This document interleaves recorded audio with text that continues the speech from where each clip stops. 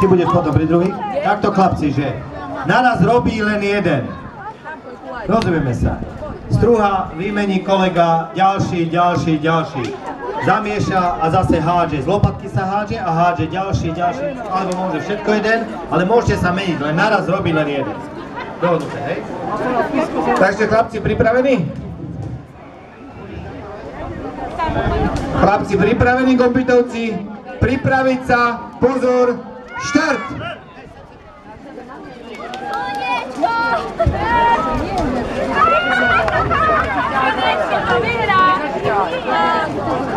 Pozor na prsty, krvavé sa nepočítajú. Potles, poďme, hop. Pálo, nesi. No hraj im do taktu, poďme. Po jednej kromple sa menšia, aby ste ho nadali.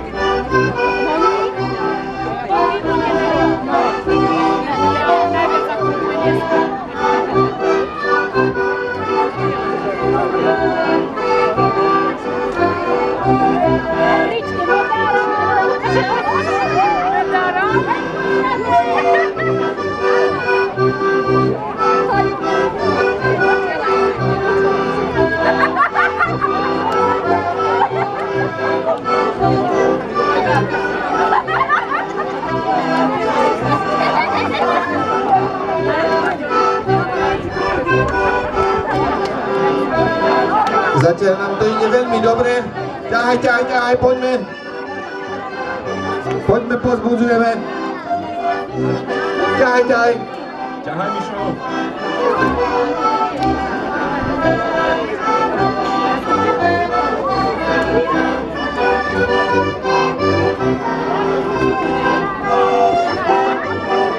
Igor, dlhšie musíš, lebo keď to budeš na mieste robiť, tak to neporajbeš.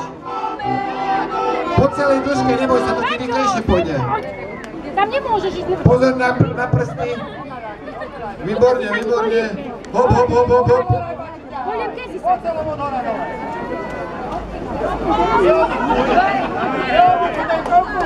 Konkurencia vraví, že oddychni si.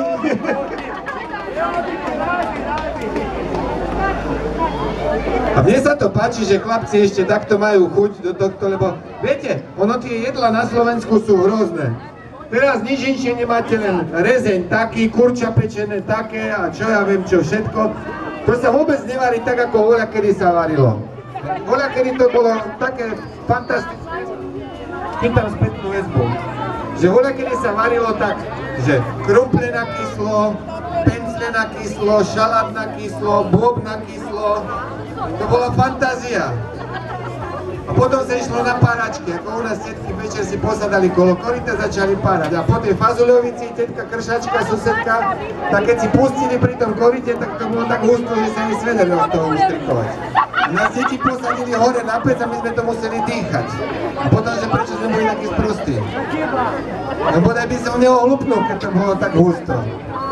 No ale verte mi, že tá strava bola zdravšia, si myslím, lebo dneska, keď sa pozerám na tú mládež, našim dievčatám len ako zadky rastú. A to majú z tej počítačovej techniky. Sedí pri počítači a nič iné. Čo sa u vás milostivo varí doma? Kyslá fazuľa. Sudeným. Áno. No vidíte, tak to je základ.